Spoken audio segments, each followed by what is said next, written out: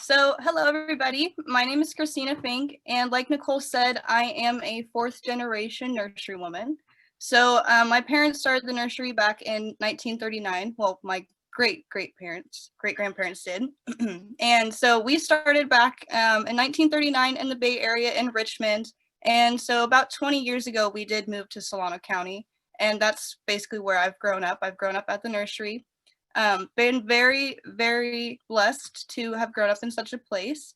A lot of people have asked me, how did I get into this industry? And I was just born into it. It was a beautiful, beautiful blessing to have. And so I currently work alongside my parents propagating from mother plants.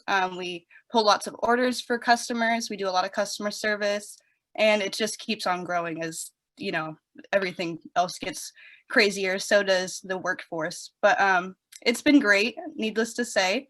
So currently right now we are doing bare root trees. Fruit trees have been in my life since the beginning as well.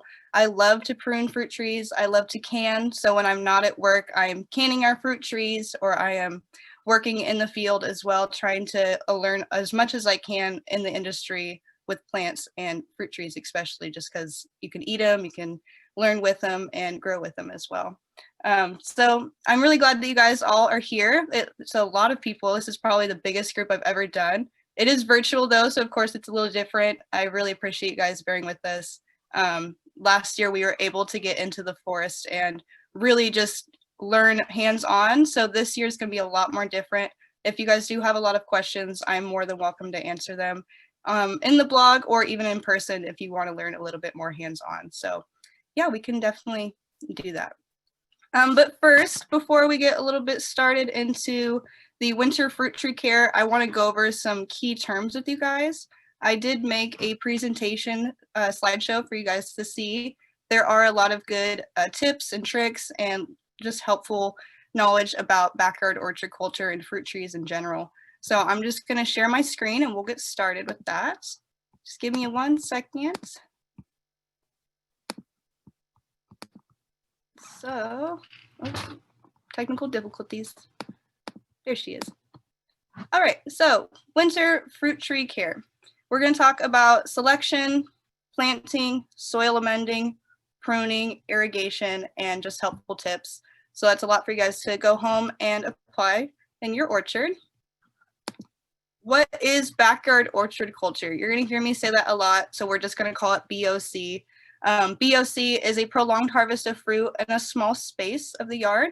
This is accomplished by planting an assortment of fruit trees closely together and keeping them small with proper pruning. Orchard culture. So a lot of the times when we think of an orchard, I picture a huge scale of fruit trees just planted on a large acres of land. Homeowners don't have that privilege, and it's probably best that we don't because it's a lot easier to maintain a smaller space than it is a big one. For years, the information about growing fruit has came from commercial orchard culture. So like we said, we just don't have the space to do that. So that's where backyard orchard culture has came in. And you will see results with your fruit trees performance while staying a little bit more accessible and still staying delicious.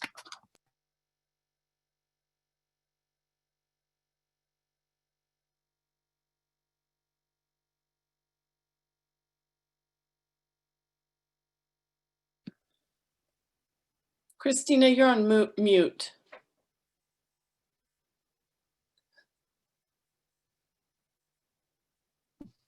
Are we there? Yep, there you go. At all, so this is my first time really doing it. Okay. Back at it. What's the difference between a dwarf, a semi-dwarf, and a standard fruit tree? So a miniature fruit tree can get 6 foot max. Some vary depending on the variety, but just general rule of thumb, 6 foot max. A semi-dwarf can get between 12 and 15 foot max, and a standard can get about 20 to 30 feet if you let them. So do not be discouraged by these sizes. We can keep these at least half with proper pruning. A lot of people, they desire a dwarf just because it's going to stay small. You can still keep a semi-dwarf or a standard smaller if you desire. So we're going to learn about that. And of course, before you go out and buy your fruit trees, plan in advance, please. There's a few things you definitely want to ask yourself before you go out and buy your fruit trees. We've seen this a lot, especially with the last year because of COVID. People were scared. I don't blame you. But this is how we end up with wasted fruit because we don't know what we're going to do with it. We need to ask ourselves, what do we like to eat? What will we be doing with it? And what time of year would you like to be getting out and harvesting it? So a lot of people, they like a white sweet peach. Personally, I want a little zest, a little zing at the end, so I like a yellow peach. Sour cherries, I mean, I cook mine in pies, so I'm going to do that instead of a sweet cherry when I'm picking it off the tree. So these are things that you have to ask yourself coming into it. What will you be doing? I like to can, I like to do pies, drying, everything. So I like to look for a nice, well-rounded fruit. And a lot of people don't want to get out in the middle of the heat of summer in August and harvest their fruit. So you want to try to find something that might be a little bit sooner or later, just to work with your time frame and what works best for you. Some people in the past have left for trips in the middle of summer, and that happens to be the same time that their peach ripens. So little things like that you just want to keep in mind.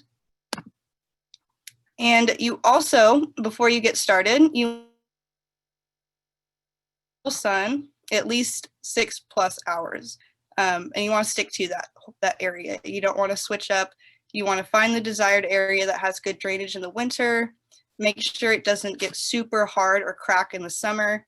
You want to amend that area before you plant into it. You can use compost or add mulch, and that way the mulch helps keep in the moisture in the summer and doesn't let it evapotranspirate in the, I think that's the word, evaporate, thank you, evaporate in the summertime. So by keeping that mulch layer on top, you're not letting any of that pass through.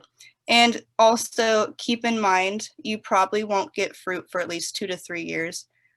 Some people see it the next year. It's best, just rule of thumb, 2 to 3 years. Okay, so now that you have your area planned out, you've got your space all lined up, now you can go and you can select your bare root tree. And you want to look for a straight trunk, branches going every direction so that you get that even canopy sooner, and a clean grafting union. And here's a picture of what a bare root looks like. It's a very literal term, bare root. It can be kind of scary when people go out to buy them, but I promise you're going to plant this in the area. It's going to wake up much happier and things are going to just be a lot better. And you get a better selection too with bare root as far as variety. So also how to select what variety. There's so many when it comes to fruit trees. You want to visit your local nursery. It's good to see their availability list when it comes out in January. This is usually when people are releasing bare root. And that's just the best selection. You can also, if you have time ahead of time, check out Dave Wilson's website and just pick their brain, see what they have to say about taste test winners. Every year they get together and they taste test all their fruit. Some are higher than others on the taste test chart. Make sure that you check the harvest dates of your variety. You don't want to go out and get a bunch of things and then not know when you're going to need to pick it. And some trees need a pollinator. So a pollinator is kind of like a mate for your tree. Some cherries need a pollinizer. Certain pears do, Asian pears, things like these need to have a mate. So you always want to double check or ask. And of course, find out what trees work best in your area. Some trees, they do really well with our heat. Others don't, like apples are going to need a higher chill. There are apples that will work here. You just have to find the ones that will do best. And of course, you can always join a Facebook group. There are avid fruit growers out there. One of my favorites is Sacramento Rare Fruit Growers Society. They do have a lot of cool information. Of course, they're rare fruits, so it's a little bit different, but they know what they're doing. They're hobbyists about this. They love their fruit trees. So if you go on there into those Facebook groups and pick their brains, they'll help you figure out what will work best for you. And of course, when you go to the store, keep in mind what you like to eat. Like we said, white peach, yellow peach, etc. And so this is the fruit and nuts harvest chart. I know it probably doesn't look like much, but in person it really helps a lot. It just goes across the board, almonds all the way down into walnuts, and it just shows May into December what's harvesting.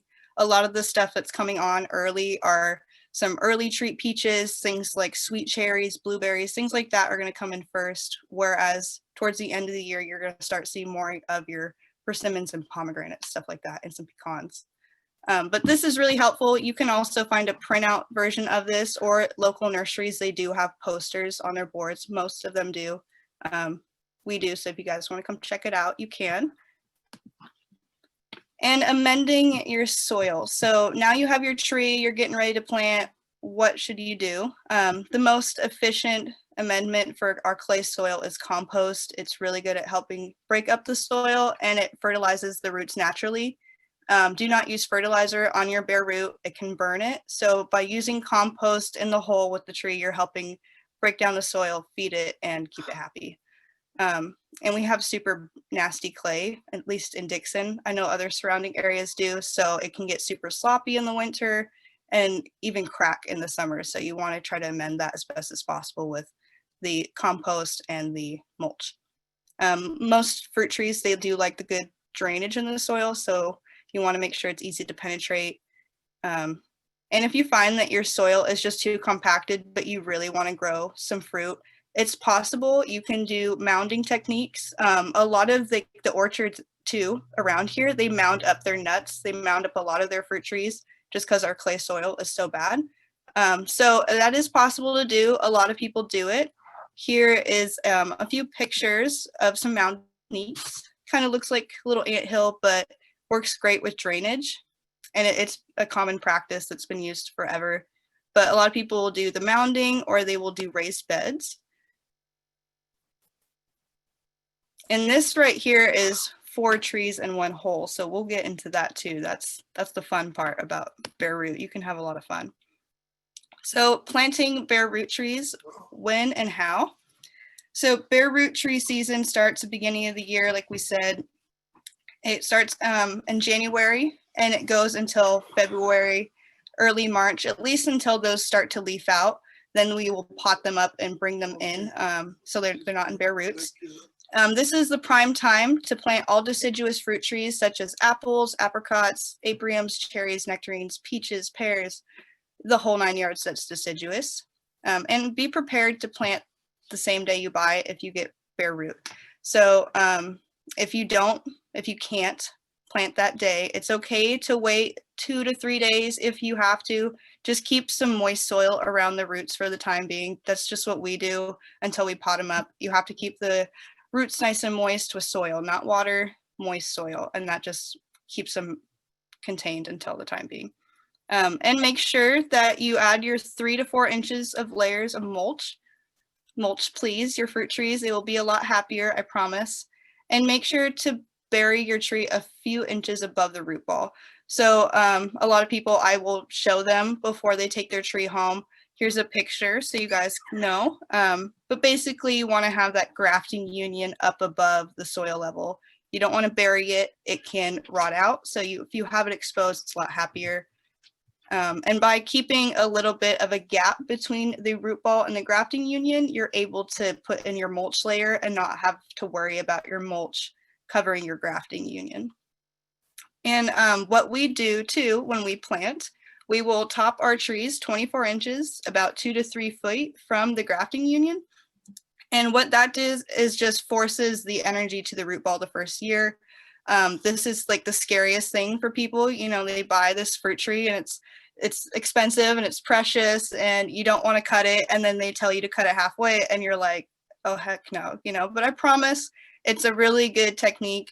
People who don't top their trees, these still will grow. They're just not going to have as strong as a root system because all that energy is focused on growing this up top. And we don't need a huge fruit tree. You're trying to have good quality fruit, not good quality shade. So that's why we cut back our fruit trees and try to get in there and make them more accessible. And this is just the process of topping our trees. I will go into more why we top it and canopies and stuff like that. But before you do make the big commitment, please have fun. This is not a stressful time. This is your space to play. That's what I tell a lot of people. So in this picture, we have the fruit tree guru himself. This is Tom Spellman with Dave Wilson Nursery. he does all of the fruit tubes, and right here in front of him, he has the 4 trees in one hole, and basically they call them tabletop trees. So backyard orchard culture is just all about making that prolonged harvest in a smaller space.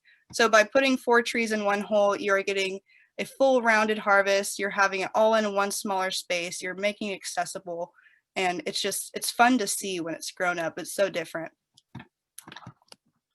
And this was actually done by one of my permaculture friends I met at Sustainable Solano. This is Sean Carter's house, and he did 4 trees in one hole. And when you go in to plant, some people like to do 18 inches apart. You can do 48. Personally, I'm a small girl, so I could get away with 18 inches. But if you want to get in there and squeeze in and have a little bit more room for harvesting and pruning, you could push 48 inches and it'll still work fine. In this picture, I think Sean did like 36 or 48, but either or is great. And he did 2 sets of that, so he will have a really prolonged harvest of fruit in a small area of his front yard. This is a fruit tree hedge at Davison Nursery. They have a few different sites. This is one of them, their growing grounds. And they basically just made a hedge out of it. And it's a lot easier for a smaller space. A lot of people tell me I don't have this huge space for a tree. You can make it work, trust me. You can do it, but you have to be open to pruning and doing it properly.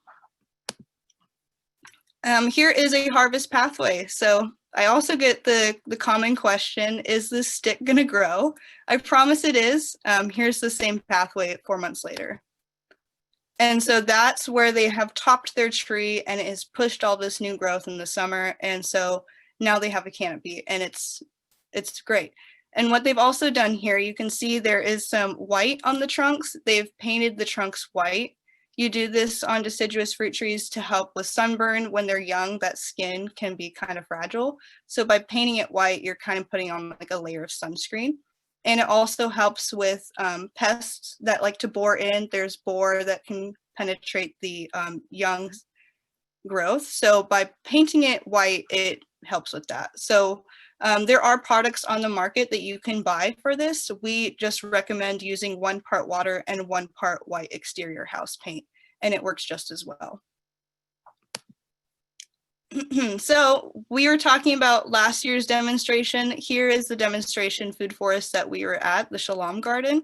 And this reminded me a lot of the harvest pathways, only there's multiple pathways in here, and it's a little bit of citrus in there as well, which is a whole new can of worms. But it's beautiful and it works great. Okay, let's talk about pruning, the big question. So you can see the first year, there's the tree where we've topped it down in the first 2. And then you can see in the middle 2, there are of a canopy structure. And there's a little bit of a shadow outline. That's just where they have cut the tops of the trees back to expose that inner layer of the canopy. And that just lets in sunlight and airflow. So the first year pruning, when you get your tree, at the start of planting, it's good to top it to force those low limbs. Depending on the tree, every tree is different. So a lot of the times some people go in and they'll want to top it 2 feet.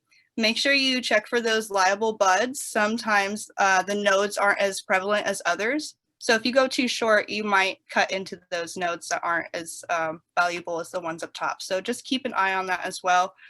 Size control and development of fruiting wood begin in the first year. So it's really important to get in there and establish that. Some people prefer to prune their tree during the winter to control size because they can see that dormant structure a little bit better. But during the late summer is also an okay time to prune. Some people preach one or the other. We've just found that constant pruning during both seasons make it a lot easier to get in there. The limbs are easier to cut because they're not as established. And you just kind of get a better idea of structure when you do both. I've heard a lot of the times where people will prune in like the summer or in the winter only, and they'll see they have all this new growth that they have to deal with the next year. And if you just do it little by little in the season, it's a lot easier to manage. And so this is the examples of the first year where you top it and you just let that second year's growth start to branch out properly. And a lot of the times when we top it, we'll top it right at that lower limb structure to force that out. So the second year pruning, you want to cut back that new canopy growth like we seen in the harvest pathway where it was all this new growth of shoots. It's good to take those shoots at least back by half. And that way you're just making that canopy open up a little bit more. And like we said, pruning twice a year will set your height standards if desired to go really short. A lot of our trees are between the sizes of 4 to 6 feet. Depending on which fruit trees they all vary in size. But I have a cherry tree that's about 4 feet and my nieces love it because they can get in there and they can prune it themselves. They can pick off of it. And that's just from where we've kept that height standard set at 4 feet every single year. The single tree plantings, we want to prune it to a vase shape, like open hand is what I try to tell people. And the multi-plantings where it's 4 trees in one hole, you want to get into that center and thin out the center. And that way you just let in that plenty of sunlight into the exterior, or into the interior group of trees, sorry. And of course, you want to remove all your broken limbs, your diseased limbs, and interfering crossing branches. When they rub, that can create disease. So it's really smart to get rid of any of those nasty branches. And second year pruning continued. It's really important to make those clean cuts. I've seen where people, you have some dull pruners, please don't do that. Please don't use kitchen knives or whatever the heck you guys use, because I've seen some stuff and I'm like, you guys make clean cuts, please. It's important. If you don't, you can get pests and disease in there. So definitely use clean cuts. Apricots, peaches, and nectarines will require more pruning in the summer. They get what we call water shoots, where they just grow so good and crazy that it kind of takes away the energy from your fruit and more on the shade tree aspect that we're not going for. We want to have good fruit, not great sized trees. And of course, be careful not to cut too much at one time. It's easier to go in and thin out little by little instead of making that huge hard cut. And a lot of the times we tell people it's easier to keep a small tree small than it is a big tree small. So a lot of these techniques probably aren't going to work on a super established tree. Please don't try it. You might hurt your tree. You want to do these on the first few years of your young tree to establish that growth. To develop, in a spaliered or a fan, like the hedge that we've seen, you want to selectively thin and train just the side shoots, the lateral growth. You can see where some will try to interfere in the one way is you just snip those off and just keep exposing that lateral growth. And of course, do not let pruning decisions inhibit you or slow you down. You learn to prune by pruning. Last year's, when we went into the demonstration garden, it was so much easier to hand everybody a pair of pruners and just say, go for it. And everybody was scared, but like we did it and it was great. And so I want you guys to go out and do that and not be scared by this. If you are, come see me, I'll help you, it'll be okay. Here's some examples too of the second year's pruning. The red is where we will cut those off. So that first year you can see those shoots starting to grow up. We want to cut those off so that we expose the light in. Same with the second year. You also want to get rid of all those shoots that are making that rounded out canopy, and you want to make it more of a hand. A lot of the times it's hard to explain that, but you can see in the picture the block structure. You can see how it's more opened up in the second year, whereas in the first year it would have been more closed.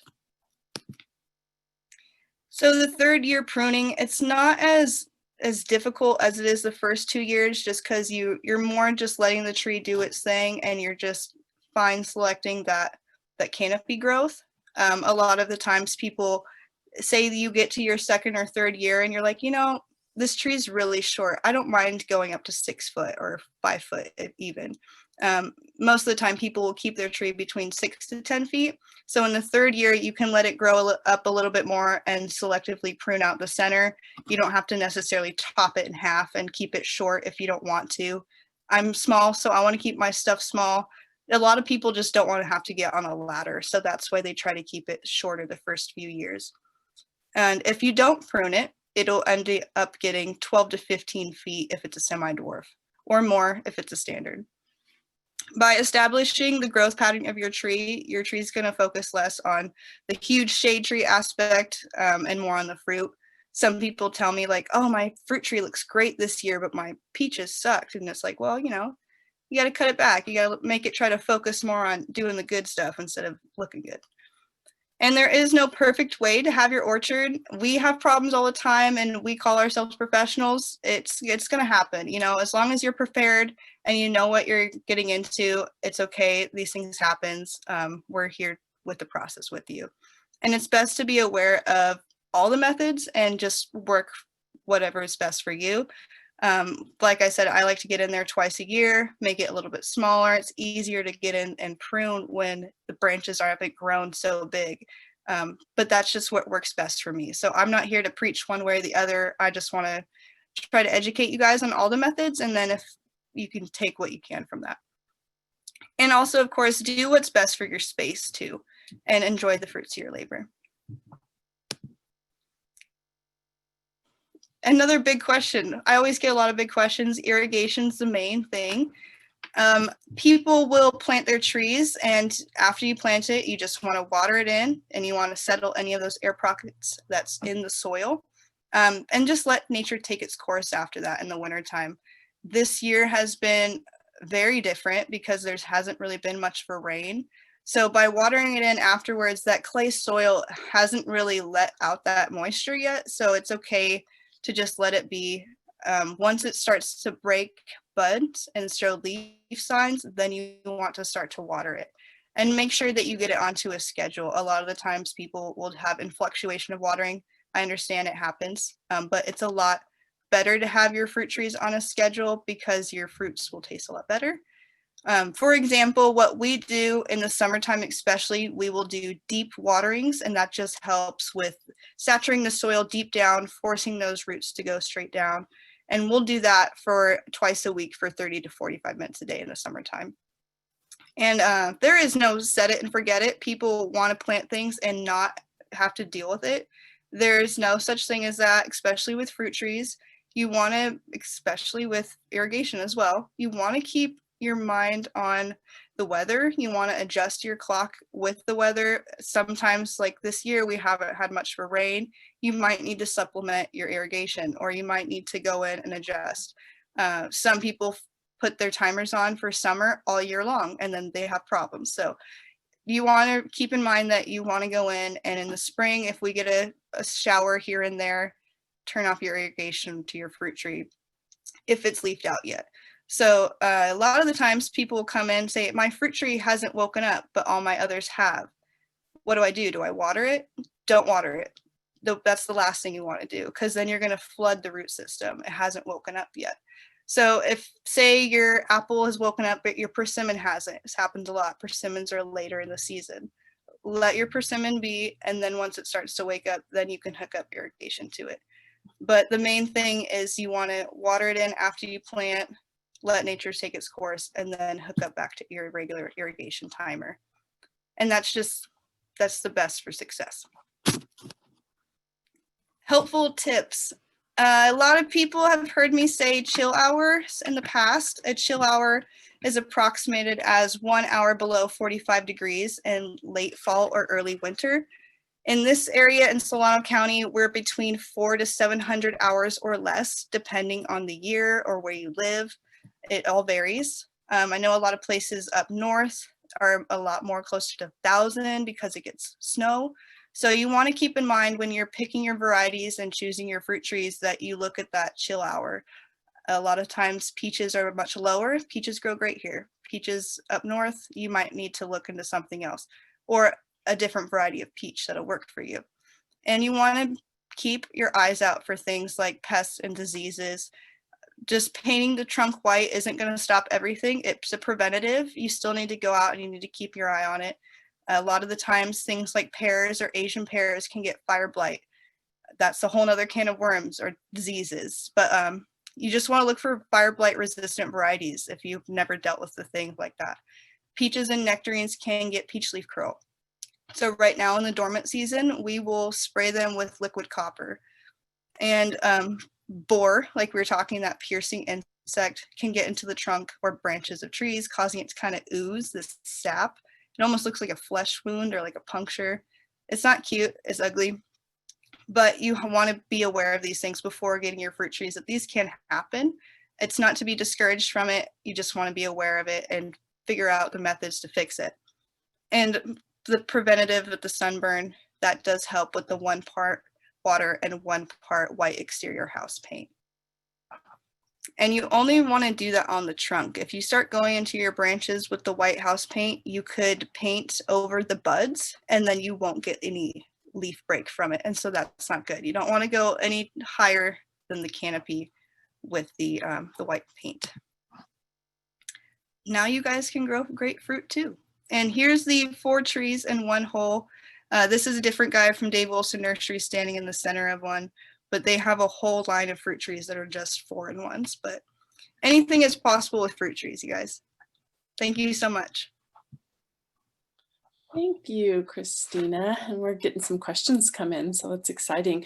But first, I'm going to ask everybody to fill out our short survey. This helps to guide the topics of the programs that we select to bring to you. And this survey also lets us know what support you need to be able to transform your yards to grow food, create habitat, build healthy soil, and use water efficiently.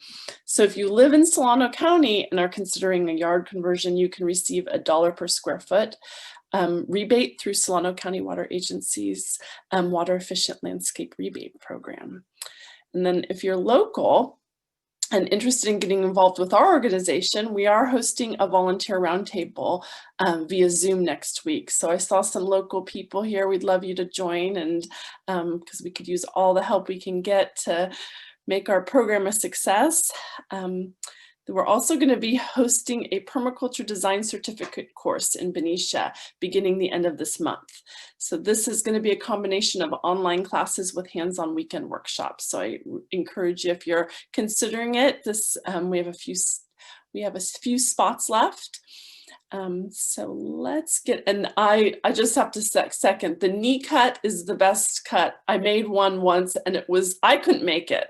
I had to have someone else do it, and I couldn't even watch it being done. And it was to an Asian pear, and it was the best thing I ever did because it's branched out really nicely. So it's really difficult to do though. Like, I really couldn't watch it, but I highly recommend.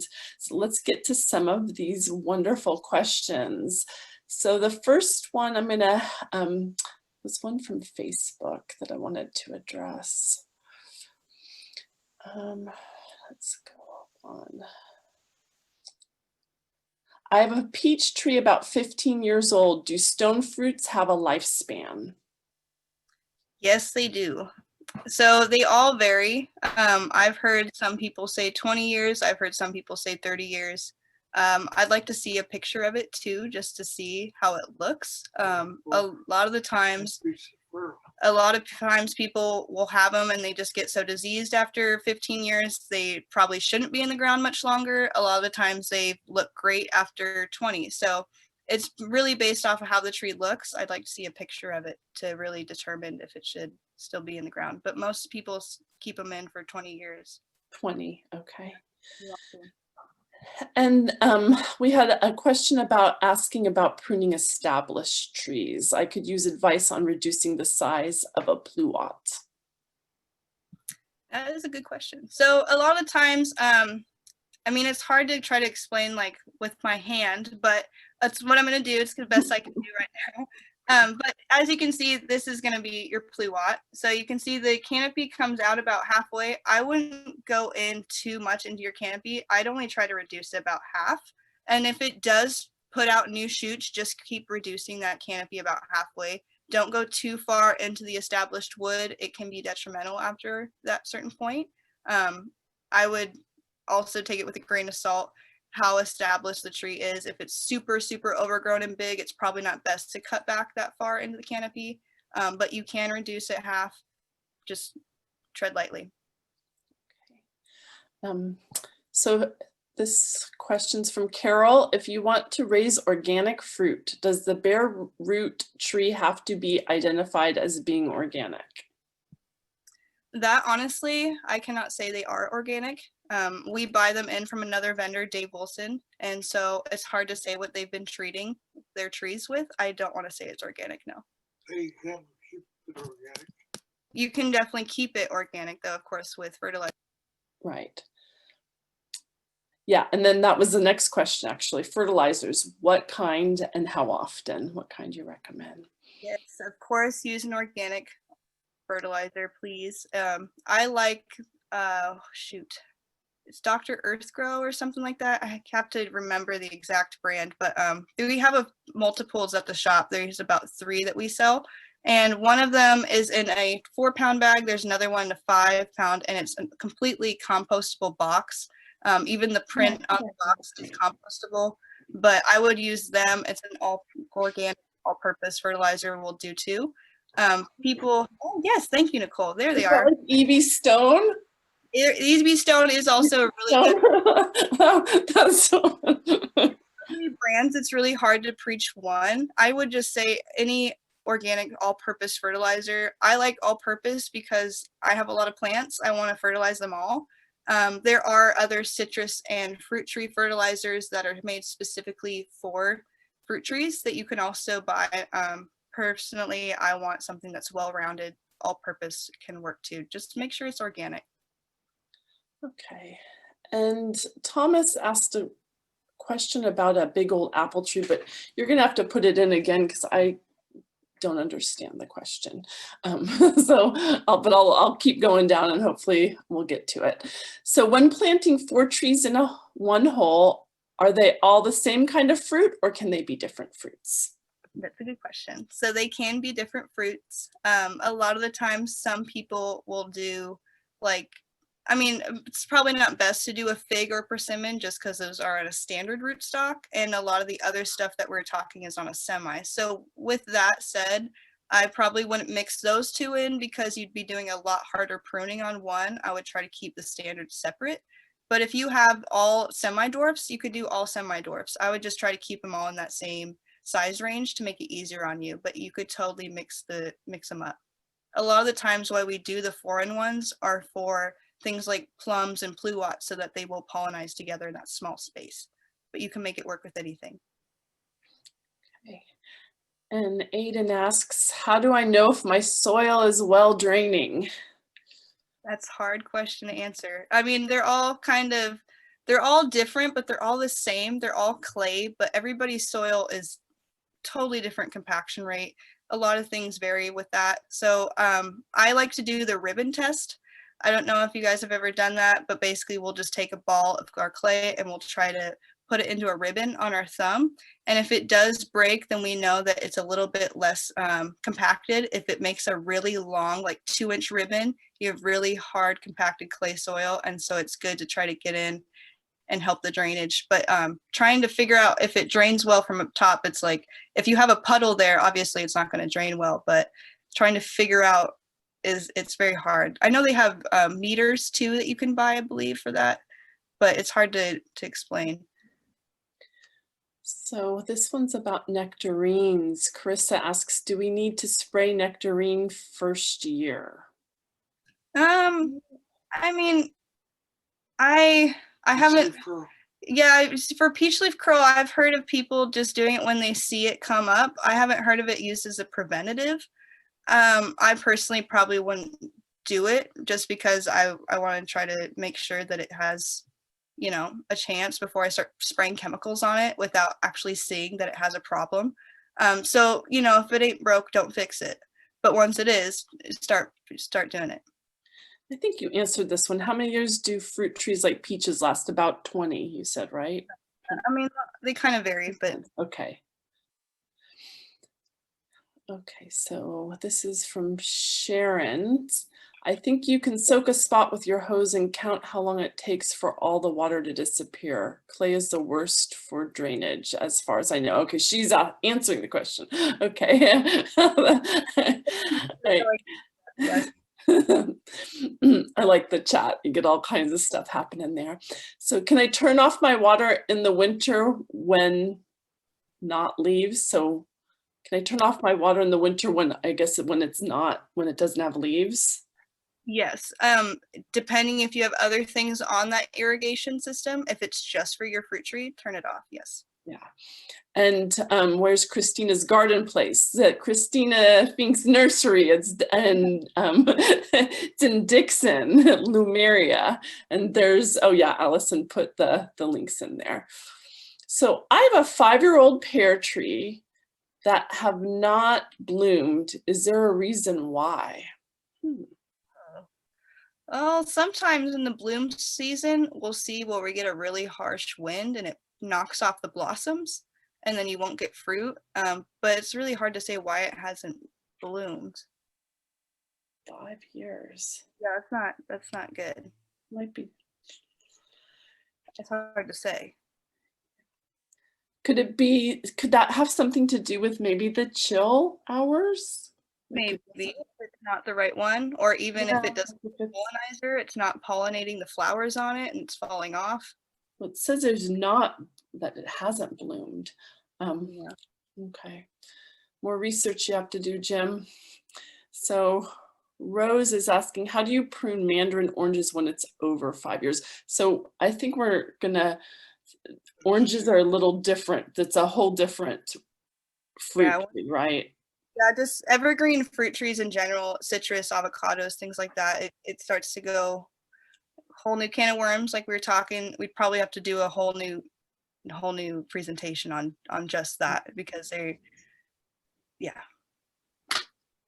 Is it worth investing in 2 to 3 years growth tree to get fruit sooner?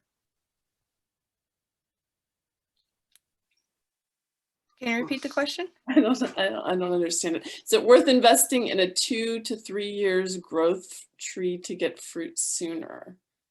I think what he means is it worth the investment to wait 2 to 3 years for fruit, or can you get it sooner? Is that what he? Yeah, I don't know. But I've always heard that you want to get the root established. You prefer to not have fruit right at the beginning, but I would prefer to cut it back and not get fruit the first year. Some people will see it the first year. I'd rather focus that energy elsewhere than on fruiting, but that's just me. yeah. Okay, I have 2 apricot trees that are very large for about, I guess it's 7 years. They're 7 years old. I can only get 2 to 13 apricots a year. That's where the size comes into play, where it's focused all that energy on growth and not as much focusing on the fruiting aspect. So like right now when it's dormant, I would try to reduce the canopy size to try to make it focus more on producing fruit than actually producing branches and leaves and all that. And it is an older tree too, so it does make it difficult. Yeah. So is it possible to amend soil around established plants or assist their drainage in any way? We have some older citrus trees that were planted in clay soil. Yes, so there is a compost / soil conditioner that you can use to top dress and mulch, and eventually that breaks down into the soil as a compost amendment, and it also works as a mulch. We sell it at the nursery. It's a great product that you can add into the hole, or you can use it as on a top with sheet mulch or with regular mulch, and that helps feed from the top into the soil. Just a compost soil conditioner that we use.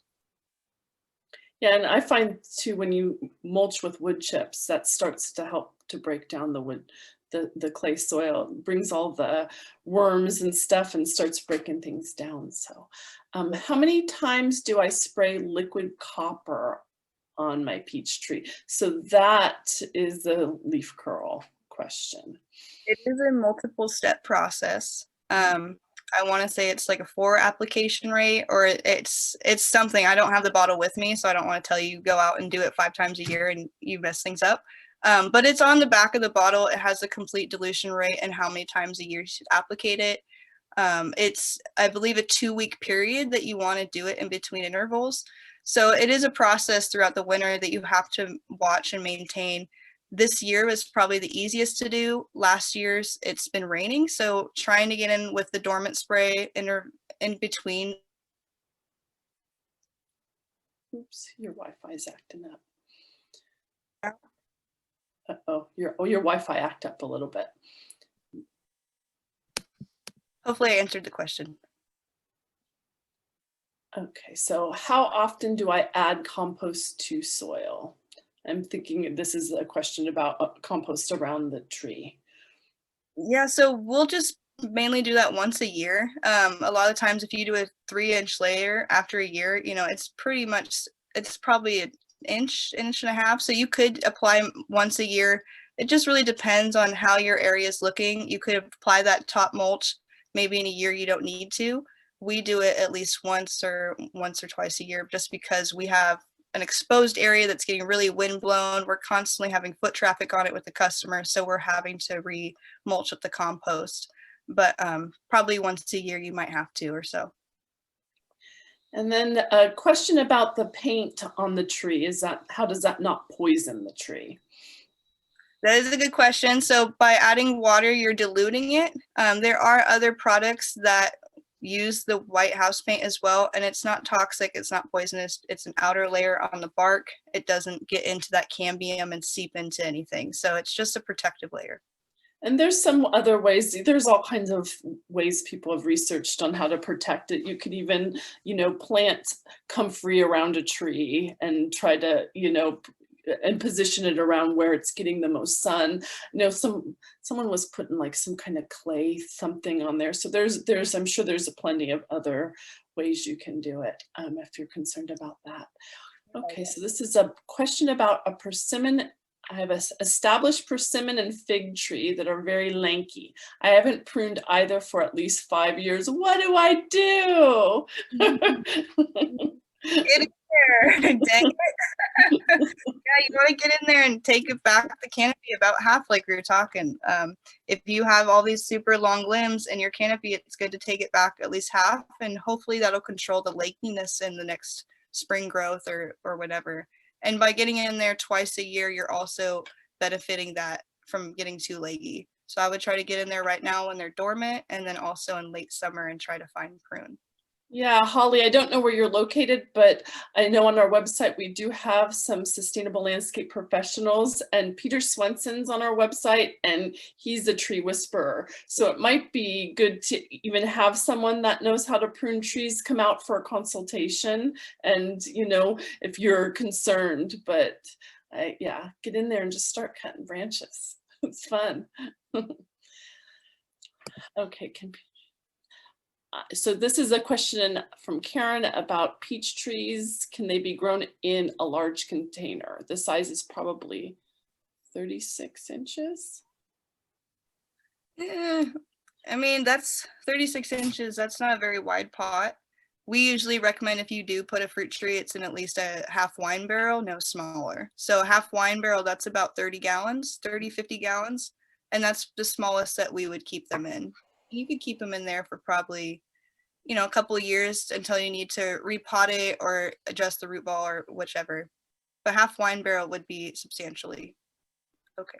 Yeah, so I think that I've heard too, I just actually took a class with John Valenzuela last night, and he talked about how citrus is better for pots, you know, so maybe like some miniature citrus, or, you know, really researching which trees would do well in the pots. Mini Yeah. trees and this especially, yeah. Yeah.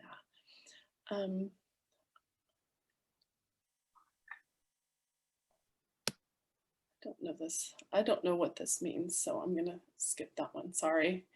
I have 3 leader branches in the middle of my bosque pear tree. Should I chop off 2 of them down to their base? 3 in the middle of my. I'm trying to think. I mean, yes, it sounds right, but I want to see a picture just to make sure that we're on the same page before I tell you to go hack it back. But it does sound like, yes, it's possible. Yeah, like if there's I just was outside pruning trees for a second today, and there was just these long ones. Those ones, usually you want them at 90 degrees, right? So you want to get those ones that are straight off. So you have apple branches bent down to the ground. Would you cut them off? If you have apple branches bent down to the ground, would you cut them off? So I'm just gonna make one suggestion. Again, like if there's apple branches down to the ground, that might be something that's covering the base that you wouldn't have to paint. So it could be protective of the sun, but I'm gonna let you answer that. You could do that. A lot of the times too, like bending branches to the ground, I'm seeing like an excessive amount of fruit on a branch when I hear that. So you could either go in and try to thin it out so that you're not having as much of that strain on the branch, or at least try to take it back a little bit so that way you don't have excessive amount of straining on that branch. But yeah. And then there's a few more about fertilizer. You already addressed fertilizers a bit, but down to earth, is that the name of the fertilizer? That's it. Okay. It was right there on the tip of my tongue. Thank you. Yeah, and yeah, EB Stone, down to earth. Okay, I have a 4-in-a-hole peach planting from last January. How many main branches do you recommend to keep for each tree? Right now, they all have 4 to 6 branches. Ooh. 4 in a hole. So 4 in the hole, so that's the table trap tree that we were talking about. So anything that's in that center that's coming out or coming in, you want to get rid of. If it's all coming out of that central leader like this, it's okay to let them form, but you just want to make sure that they're rounding out okay and that they're not interfering, and like we were talking about, getting rid of those cross branches. If they're doing that, get rid of it. If they're okay, I mean, it sounds like you could just leave it be. Was that the question? It cut out at the beginning. Yeah, no. I think you addressed it. It's it's how to. So, if we use compost, does that mean no fertilizer is needed? So it's okay to use fertilizer. You just want to do it when it's more established. So like in the spring, when it starts to wake up, you could do it on top. You don't need to because you already have compost in the hole. But you mainly want to start using fertilizer once it gets more established. Like after the first year, people start applying that.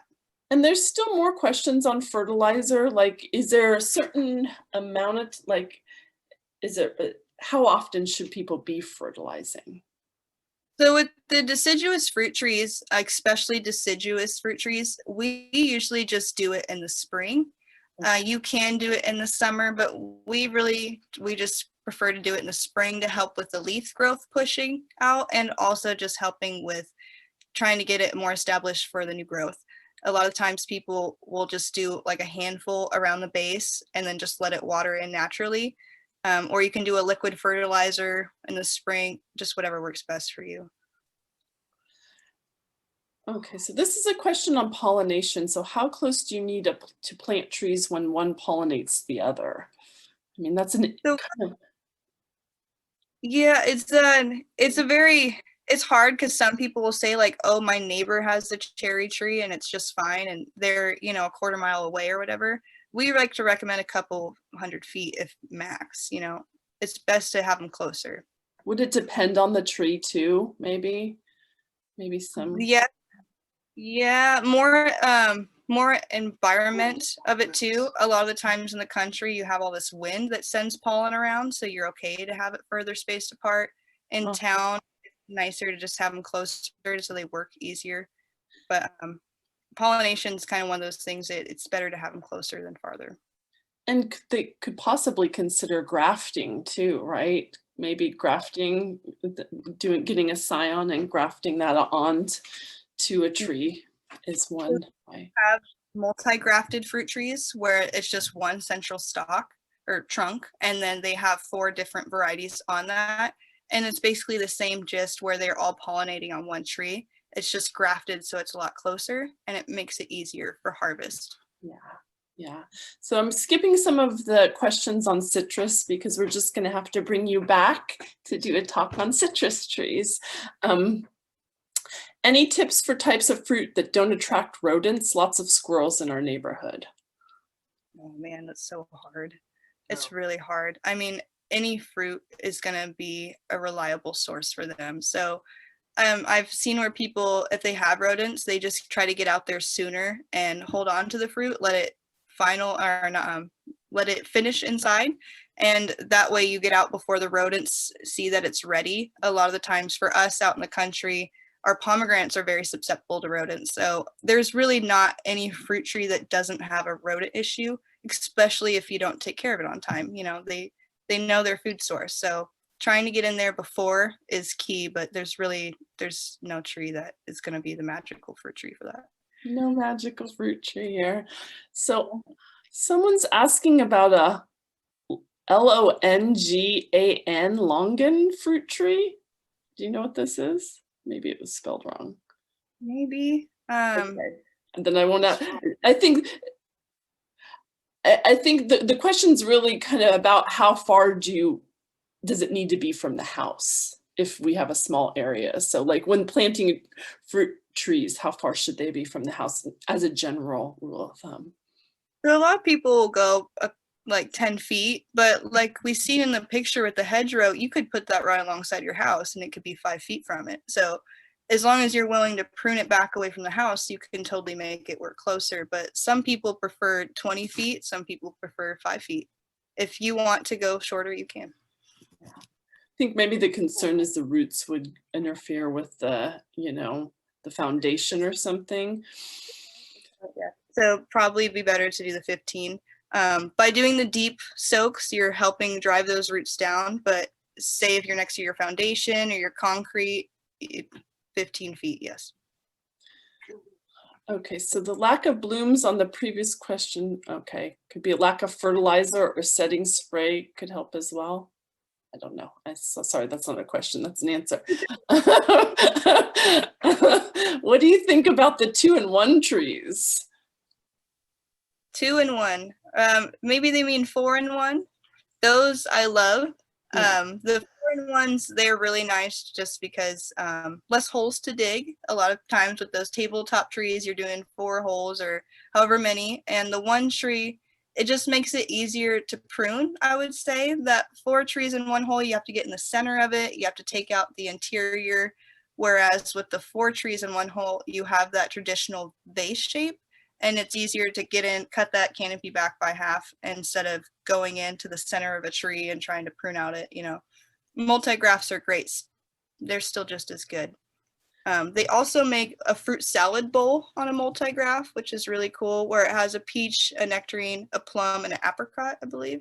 So yeah, those 4 will all work together and they call it a fruit salad bowl. So that's a really cool multi-graft that they do make that I like. All right, so Judith wants to plant apples, but has a lot of cedars nearby. How far between apples and cedars to prevent cedar apple rust? I've never heard of cedar apple rust. I probably wouldn't plant it anywhere near it if that's the case, just to avoid it. Yeah, it would probably be a disaster if that went the wrong way. How do you prune an apple tree that hasn't been pruned for at least 10 years? It's the same thing, right? Take about a third or half or something. It's better to get in there and go little by little instead of all at once. So yeah, I'd probably start out trying to reduce the canopy little by little, at least quarter of the way into half. Okay, this is a question about the chill hours. I'm told that I need another cherry tree to pollinate, but I do not have space. What does chill hours mean? So that's 2 questions. So unless you get a Craig's Crimson, a Lapins, or a Stella, then you're gonna need a pollinizer for your cherries. Those 3 are the only ones that I'm aware of that don't need a pollinizer. So if you don't have the space, maybe take out the one that does and put in a self-fruitful cherry. And what was the second part of it? What does chill hours mean? So chill hour, yes. So that is based off of how cold it gets in the winter when it's less than 45 degrees. So this year we haven't really dropped down that low.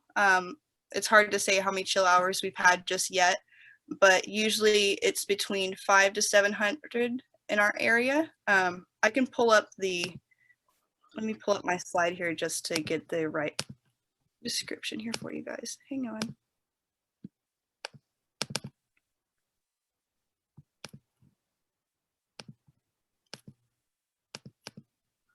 Okay, yes. So the chill hour is based upon how cold it gets in the winter time when we are below 45 degrees in late fall or early winter. So right now we're still kind of in the midst of that, so we probably won't know our chill hour just yet. But there are websites that say our chill hours. You just look up my area's chill hours and it will say the estimated amount that we've had so far. Yeah, and if you're going to local nurseries, they, you know, that's where you want to shop your local nurseries, is that they usually carry the trees that will work in your area. All right, so my pomegranate shed its leaves now. Can I cut back? Can I prune now or wait for last freeze date to pass before pruning? So you could still do it right now. It is asleep, so it's not really going to affect it as if it were to have leaves on it and it was cold. So you could totally get in there right now and cut it back. Should we pick off some blooms on a more established tree to increase fruit size? So usually some people will do that. I personally like to wait until I start to get some more of the pit start to form, and then you can go in and thin out your fruit that way. If you do your blossoms, you could be getting rid of your male or female flowers and you might not get any pollination. So I like to wait for my fruits to be formed and then go in and selectively thin out which ones I want to keep.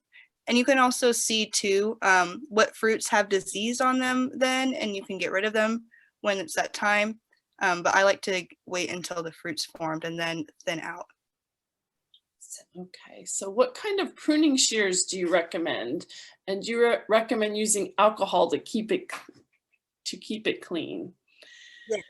So in between each cut, it's very important to clean your pruners. There's so many pruners on the market. I've heard a lot of people use that Velcro, the big red ones. For me, I have small hands, so I don't use Velcro. I use what's called ARS. They're a Japanese brand that I use. I wish I had it with me, but basically it's a female line, but they work great for men's hands too. And ARS is the brand, and they work great for small hands or big hands.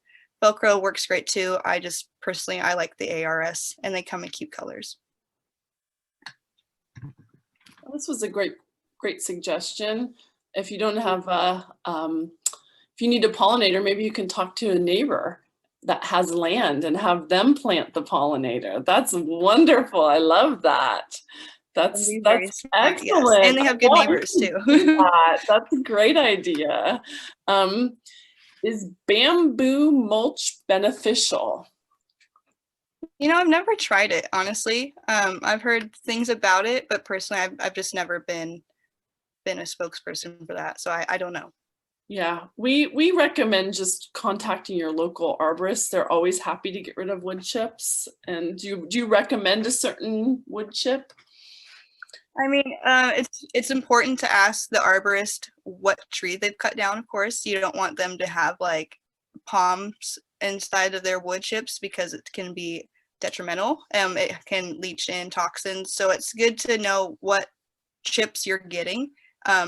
They're beneficial, super beneficial, and they're free. It's just good to know what's exactly in the wood chips that you're receiving. That's just my personal preference. And what do you think about putting fabric down around fruit trees to prevent weeds and mulching on top of the fabric? Yeah, so I like to do that. We like to do what's called sheet mulching. So that's where you use cardboard and then you put the mulch on top. You can also use fabric. The cardboard is just a little bit more natural. It breaks down over time, so it feeds the soil and it's really good for microbes. But you can also use fabric. Cardboard is just accessible to everybody, so you can recycle it too. Just make sure that when you do sheet mulch, you get rid of the tape that's on the cardboard, and then you can use it that way. Yeah. But either or is great. Yeah, we recommend cardboard just because that starts breaking down, and then you want the wood chips to be in contact at some point with the soil, because then it's just that's where all the activity takes place, whereas that's prevented with the plastic or the fabric. And then wood chips, someone's more discussion on wood chips. Arborists are best any kind of tree.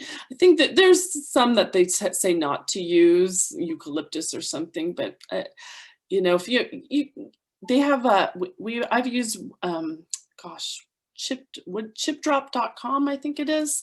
And, you know, they ask you a bunch of questions, like, and you can tell them what you want or what you don't want. And I've had some success with that. But it's also just nice to get to know someone local in your area and just tell them what you're using it for and establish that relationship. How long should fresh mulch and fresh cow manure lay before it's usable? Well, that's I don't know if Compost question. Yeah, it's a compost question. You don't have to answer that one. That's a different. Yeah. It's a different topic. I'm not even really sure how long the cow manure. Okay, let's see. Citrus. How often we did fertilizer? Someone's direct messaging me about the best way to add fertilizer, but I think you've said it, just you could either sprinkle it or liquid. You don't have a preferable method. No, I mean, for us, we'll do it the top dress with just the slow release all-purpose fertilizer, and that way it just slowly amends. Whereas if you do a liquid fertilizer, you're just kind of putting it all in there at once. The solubles that are sprinkled on top kind of work a little bit better, personally, for us. Okay. Yeah, and we're getting a lot of people saying they want the citrus talk, so there's a few. Okay, so this is oh, okay. This is Allison sent me about the tree, the Dimorcarpus longan is known as a longan. It's a tropical tree species that produces edible fruit. It's one of the better known tropical members of the soapberry. So similar to a lychee. Oh, okay. But it's aromatic in taste. Yeah, I don't know how to say it, so I probably keep saying it wrong. Longan. I love lychees, so I bet it's delicious. Tropical fruits they're fun, but they can be a little bit more of a challenge for those. At least that's what we see, especially when it comes to growing them in the nursery standpoint. I've never seen them around our area just because we struggle to keep it happy in a little pot out here. But I'm sure that it'll probably work. So this is another question about a cherry tree which is not giving fruits. It's around 6 years old. It's growing tall but no fruit. So has it given fruit in the past? That's my first question. And if it is super tall, I would try to reduce it, and then maybe hopefully it'll give you fruit in next year. But if it hasn't ever given you fruit, maybe it just needs a pollinizer. Yeah, could. So ask your neighbor. Yeah, but that's what's tricky is then you have to figure out what kind of tree it was, to what pollinator. That is there one that's like an all-purpose pollinator for Yeah, so the I believe it's black tartarian is usually one. A lot of people like the lapins as not lapins, sorry. Stella and Craig's Crimson are the number ones that people use as a pollinizer. A lot of people like Stella because it's like Bing, only self-fertile. Okay. So where is the best place to buy bare root trees to get the best variety? And is it okay to get them mailed or better to buy locally? Well, the reason why we like to buy local, of course, you're supporting local people. But when you have your tree shipped to you, there's a lot of things that happen during the shipment process that can be detrimental. For example, your bare root shouldn't be left out of the soil for more than a day. You should be planting it that day. So when you're going through shipment and it's going through all these things, you don't know if it's been moist soil or if it's dry, or things can happen in the shipment process. So we prefer to go to a local nursery and buy from them. I don't want to sound a little biased, but our nursery is really good to visit, but there's also many other great local nurseries. If you go to bigger vendors, then they're going to have a little bit more selection.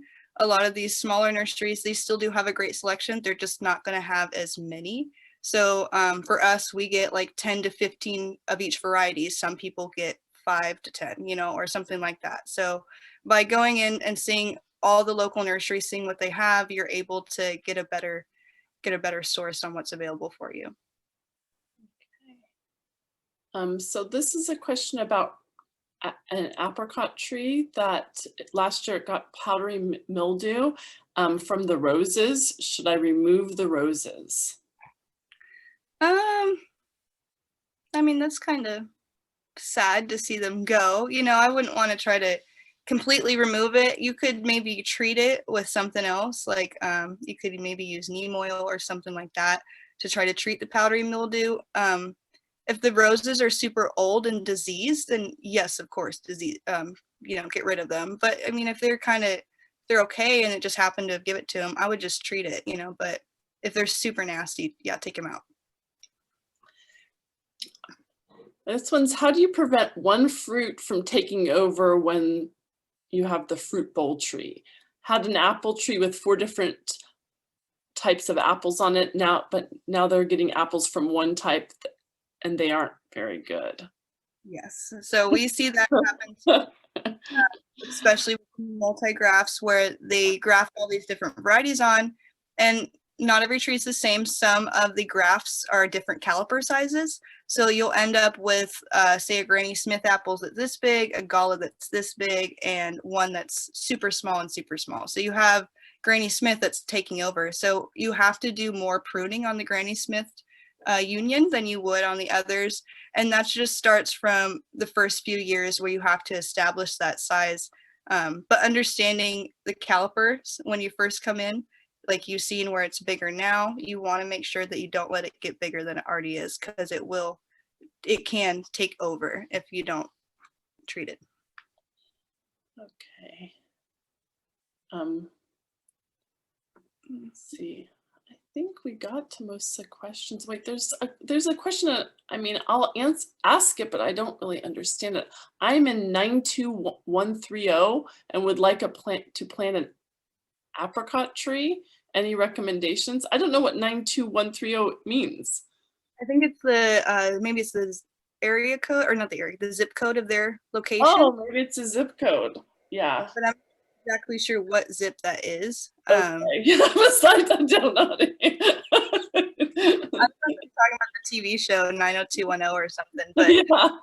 Oh, San Diego. Here we go. San Diego. I mean, you probably could do an apricot. It's just hard to say what variety would work over there. For us, Blenheim works really good, or Moore Park, or Katy, or Harcott. There's so many things that could work, but it's hard to say what specific variety would be best for San Diego. Right, because now she says Carmel Valleys. So yeah, I mean, I think that's where it's just looking at the chill hours, how many chill hours you have, go into a nursery, a local nursery to your zip code, and see. I think, can guavas grow here without being in a greenhouse? It depends on the type of guava. Pineapple guavas do good. The Feijoa Celoiana, that one does really good. Mm-hmm. There's also, I believe, a lemon guava that can do okay, but they can get, not the pineapple guava, but other guavas can get frostbitten, so they need a little bit better coverage or some reflective heat in the winter. So it's tricky, but it's possible. Yeah, we've seen them grow here. Pineapple guavas are very hearty and delicious. They taste like sweet tarts. They're actually just stopped producing, and they're a late producer too, so you get them right now. What about avocado? So avocados can grow here, yes. Same thing, they can get a little frostbitten depending on where you're from too. So like we're in Solano County, they can grow here. Other people are from different areas on this chat. So it probably might not work for you, but it does for us. But it doesn't work for everybody. Like my uncle, who considers himself the guru, he has an avocado and it's struggling, but his neighbor, we hear this all the time, the neighbor's is huge. It's 60 foot, it's producing avocados, it's happy. So they will grow here, but it's just not the perfect place. They need the right microclimate in your backyard. Yeah, avocados are delicious. We have a few more minutes, so if I missed a question in the chat, if you want to put it down, we've got a few more minutes for questions. We're at the end. We got to all of them, unless I missed some. And the citrus ones I purposefully skipped just because I think that's a whole nother can of worms. That would be another presentation. So do apple and plum trees need to be sprayed? Sprayed like for peach leaf curl? No, probably not. Yeah, I'm not sure what they're like specific. Apples can get it, but I mean, you don't have to, like we said, if it's broke, don't fix it, you know? Yeah. And I hear a lot of times it doesn't affect the fruit. And if it doesn't affect the fruit, I have a white nectarine that it does affect the fruit. It gets funky. Scar on the outside of it.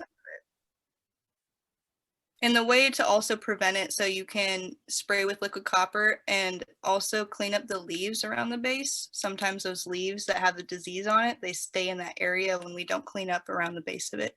So that's another preventative way to get rid of it. So I think this person's asking about the apple and plum for pests and disease. Do you have an organic way that you treat any of the pests or diseases? I do have a few product lines that are an organic methods. It's a Monterey line, but they all will vary depending on what your apple has or what your plum has. They all will vary, but I do have some organic products that you can spray on it. Yeah. Okay, so this is about a bosque. That's a pear tree, right? Bosque tree with 3 leaders is 7 years old. Is it still okay to cut down 2 of the leaders? It is an established tree already. So that, I believe we talked about maybe seeing the picture of it, I think, yeah. But it was, I mean, it sounds possible, but just to make sure, I would definitely want to see a picture of it before I tell you to go hacking at it, you know?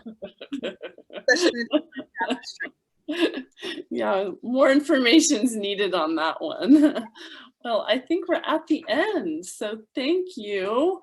And Kristina, you said that there might be some resources that you're gonna, like some flyers or something. So this is a process. None of us become experts overnight.